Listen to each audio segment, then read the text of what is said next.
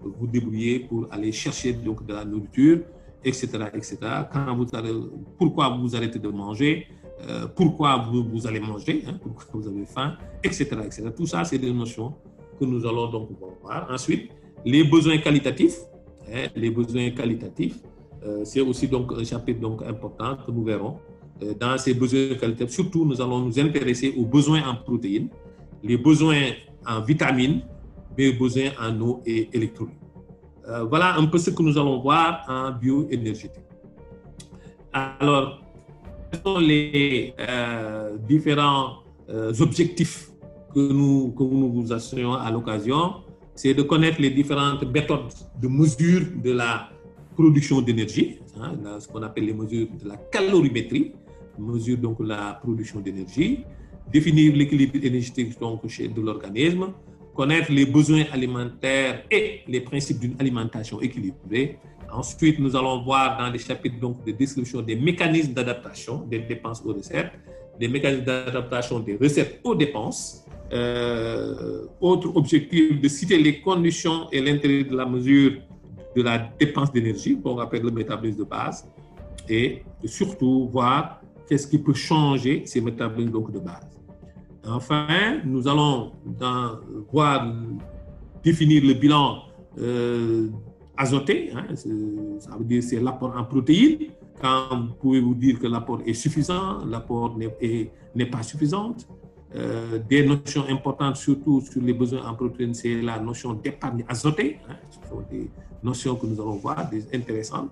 D'énumérer les vitamines hydrosolubles, les vitamines liposolubles, et surtout voir quelle est l'utilité de la vitamine dans l'organisme. Ça aussi, ce sont des notions que nous allons voir. Alors, quand on parle d'énergie, c'est la définition que donne le Robert sur l'énergie.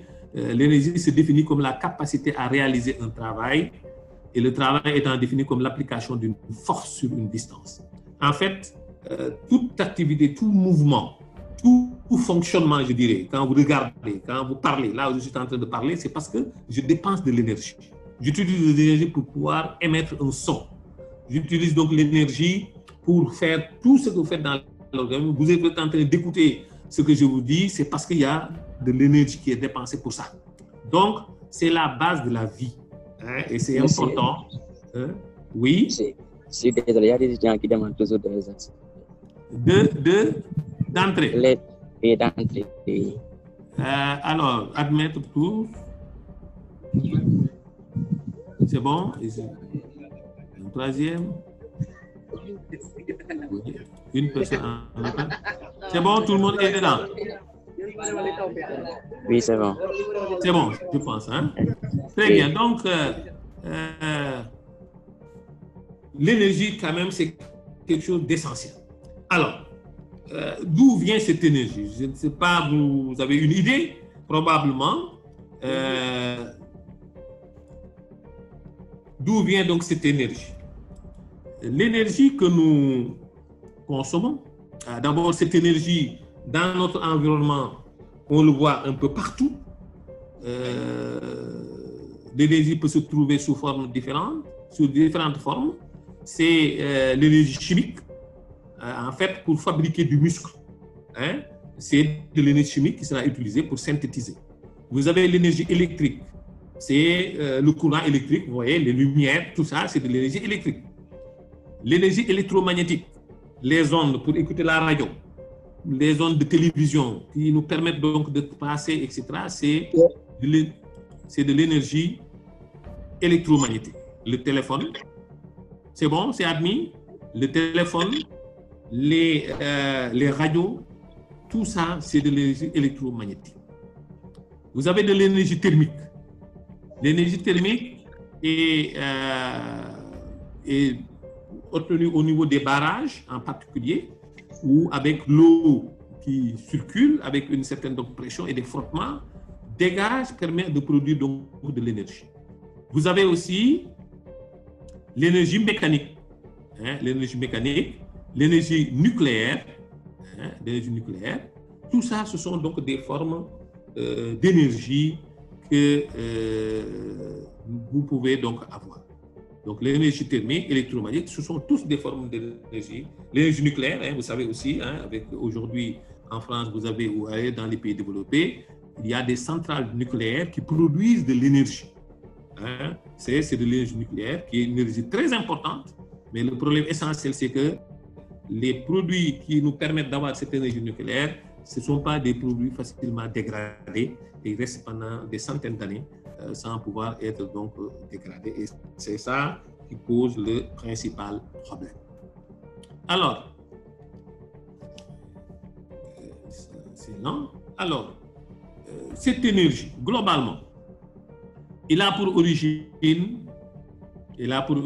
le rayonnement solaire. La vie dépend du soleil. Toute énergie provient donc du soleil. C'est l'énergie solaire qui amène cette énergie au niveau de la Terre. Lorsque le rayon solaire tape donc sur la Terre, qu'est-ce qui va se passer? Provenant donc du ciel, il va, grâce à une série de réactions chimiques constituant la photosynthèse, cette énergie est récupérée au niveau des plantes. Hein, et qu'ils utilisent pour grandir, Et cette énergie solaire est récupérée par les plantes, qui les transforment en énergie chimique, et cette énergie chimique est stockée au niveau donc des plantes. Les animaux vont manger les plantes, n'est-ce pas, pour faire du muscle. Nous, ainsi, cette énergie qui venait du soleil est passée par les plantes, vont être récupérées par les animaux, que ce soit le bœuf, le mouton, etc., que ce soit le poulet ou tout ça, c'est la même chose. Toute cette énergie est récupérée sous forme donc de viande ou autres produits, que ce soit la patate ou la pomme de terre, tout ça, c'est cette énergie qui est maintenant stockée sous forme donc de ces produits, mais provenant toujours du rayonnement solaire et ayant suivi une photosynthèse.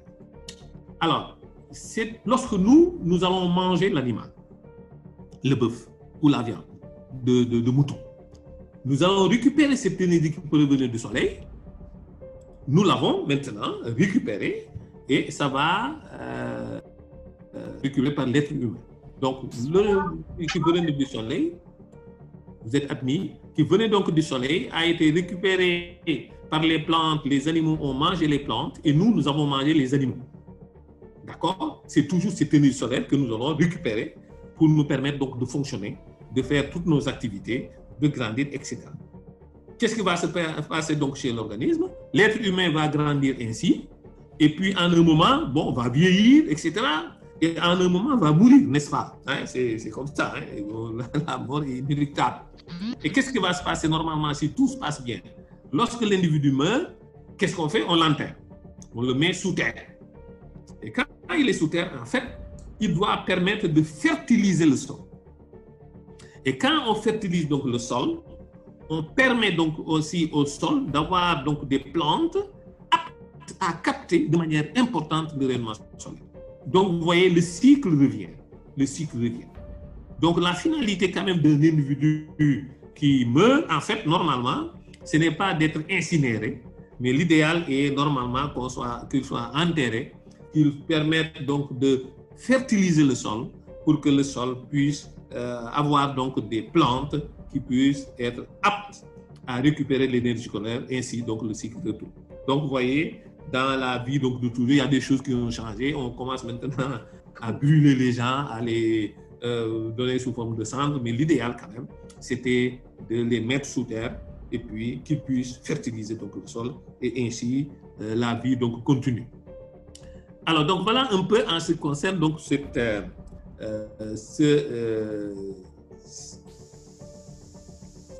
énergie donc provenant avec toutes ces réactions qui peuvent survenir dans la biosynthèse. Alors ça roule. Le deuxième point que je voudrais donc aborder, excusez-moi un peu. Alors, il faut savoir quand même que l'organisme humain consomme des aliments. Nous mangeons donc des aliments, comme je dis, qui proviennent soit des animaux ou bien proviennent donc des cultures. Hein, on culture donc les céréales, vous cultivez pour avoir donc des céréales, vous cultivez pour avoir donc des pommes de terre, n'est-ce pas, de la patate ou autre. Donc, l'organisme consomme des aliments. La quantité d'aliments consommés est suffisante lorsque le sujet est en bonne santé. Donc, si vous mangez correctement, normalement, vous êtes en bonne santé. Donc, l'alimentation est liée à la santé. C'est important. Hein? Si vous ne mangez pas, bon, c'est la mort, hein, programmée. Hein? Si vous mangez correctement, c'est le fonctionnement normal, c'est la vie, on vit pendant longtemps. Vous mangez trop, vous risquez de tomber malade et de mourir. Vous ne mangez pas suffisamment, vous risquez de tomber malade et de mourir. Donc, ce qu'il faut, c'est de manger en quantité optimale, suffisante. Et ça, c'est une gage de bonne santé. Donc, l'alimentation est intimement liée à la santé. D'accord? Alors, donc, la quantité d'aliments qu'on mange peut être insuffisante, mais aussi elle peut être excessive. Et tous les deux cas-là, c'est dangereux. On n'a pas à manger comme on a trop à manger. Ça, ce n'est pas bon. Donc, effectivement, il faut faire attention dans la vie de toujours avec l'enrichissement des gens. Les gens, quand ils pensent que quand ils sont riches, il faut manger, mais malheureusement, ça vous tue rapidement. Alors, dans les aliments naturels consommés, on retrouve dans leur constitution essentiellement 6 groupes d'aliments. Vous avez ce qu'on appelle les nutriments, 6 groupes de nutriments. Vous avez les 3 nutriments majeurs. Ce sont les glucides, les lipides et les protéines. Pourquoi on les appelle nutriments majeurs? Parce que ce sont les 3 nutriments qui nous apportent de l'énergie. Point. Toute autre chose ne nous apporte pas d'énergie. Ce qui nous apporte de l'énergie pour notre fonctionnement, ce sont les glucides, les lipides et les protéines. C'est pour ça qu'on les appelle les nutriments majeurs.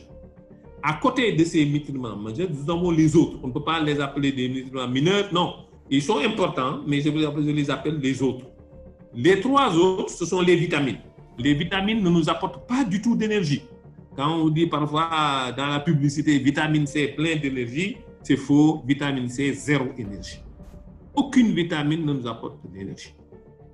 Les minéraux, le sodium, le chlore, le potassium ne nous apportent pas aussi d'énergie. L'eau aussi ne nous apporte pas d'énergie. Tous ces 3 éléments, ce sont des éléments indispensables pour l'organisme, mais qui ne nous apportent pas de l'énergie. Mais les vitamines, vous verrez, sont utiles pour les synthèses. Les minéraux sont utiles pour fabriquer des tissus et synthétiser aussi pour l'électricité au niveau l'influx électrique, etc. Tout ça, c'est important. L'eau comme véhicule pour les différents minéraux aussi est important, mais ces 3 éléments ne nous apportent pas d'énergie. Et l'énergie, donc, dans l'organisme, allô? Monsieur, oui. Dans l'organisme, c'est bon? Monsieur. Oui. Je demandais une question. Question, oui, tu poses une question. Allez-y. Oui, je demandais, est-ce que si une personne mange un excès de nutriments, oui, très riche en glucides ou bien en protéines, par exemple, une personne mange un tablette d'œuf. Oui. Est-ce qu'il risque de mourir en un laps de temps? Parce que j'entendais ça quand j'étais enfant. Non, je pense qu'il ne va pas mourir rapidement, non. Quand vous mangez une tablette d'œuf, ça ne va pas vous tuer.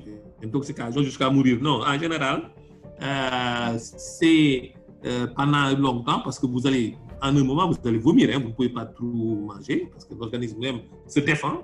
Vous allez vomir, mais ça ne pose pas vraiment de problème. Quand on dit une alimentation excessive, je le dis essentiellement, c'est parce que c'est dans le temps en général. Ce sont les gens qui ont l'habitude de manger régulièrement trop et à la longue, ils deviennent obèses, etc. C'est ça qu'on appelle donc les maladies liées, disons, à la suralimentation. On va revenir en détail sur ces choses. Mais sachez que quand vous mangez en un moment, vous allez vomir. Parce que quand votre estomac est plein, trop plein, ce sont des pressions qui vont faire que vous allez vomir et vous rejetez tout ça, donc sans problème. Donc voilà, quand on parle de suralimentation, ce n'est pas une alimentation aiguë comme ça, mais c'est dans le temps. Vous allez augmenter de poids et en un moment avoir des poids très excessifs qui vous posent donc des problèmes. Donc voilà un peu en ce qui concerne donc les différents aliments. Alors, ces nutriments sont utiles pour l'organisme parce que ces nutriments nous permettent d'assurer la croissance, l'entretien et la réparation des tissus. Ces nutriments sont essentiels pour notre fonctionnement normal de l'organisme. Et il faut savoir quand même que l'ensemble de ces nutriments et l'eau et les électrolytes vont nous permettre d'avoir un milieu intérieur tout à fait correct. L'eau en quantité suffisante, les minéraux en quantité suffisante, etc., etc. Et ça, c'est très important. Alors, tout ça maintenant, c'est dû à leur utilité, en particulier les nutriments majeurs. Leur utilité, c'est de nous apporter de l'énergie. Dans l'organisme, l'énergie se trouve sous forme donc de phosphate. C'est quoi? Il est stocké, il se trouve sous forme d'ATP, adénosine triphosphate, ou bien ADP, c'est de l'adénosine biphosphate, ou de la CP, c'est la créatine phosphate. Alors, ce sont des moyens de stockage de l'énergie dans l'organisme. L'énergie est stockée sous forme d'ATP, d'ADP et de CP dans notre organisme. Et cette énergie, maintenant, provient de la dégradation des glucides, des lipides et des protéines. Nous reverrons effectivement le mécanisme de dégradation. En général, lorsque